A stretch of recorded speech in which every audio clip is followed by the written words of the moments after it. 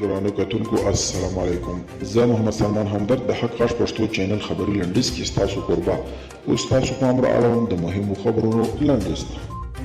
قطر کې پر اجنډا خبرې دوه ورځې د دواړو غاړو په خوښه د مشورو لپاره ځنډېدلي. تر دې مهاله د کابل ټیم طالبانو ته د اجنډا لپاره 28 وړاندیزونه او طالبانو بیا ورته 22 وړاندیزونه مخکې کړي دي.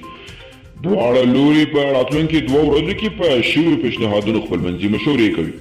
د افغانستان د بشري حقوقو خپلواک کمیسیون وايي د مذاکراتو دواړه لوري باید ژر تر ژره پر وربند هوکړې ته سره ورسیږي.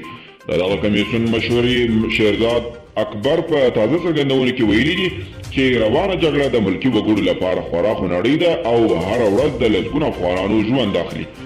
امریکایي نشریه بزنس انسایډر وايي ټرمپ د خپلې واکمنۍ پر مهال د امریکا په دفاعي او نظامي برخه کې سترې تېروتنې کړې دي او ګڼې ستونزې یې جوړې کړې دي چې اوس غواړي د افغانستان او عراق د خپلو سرتېرو په ایستلو دغه تېروتنې پټې کړي.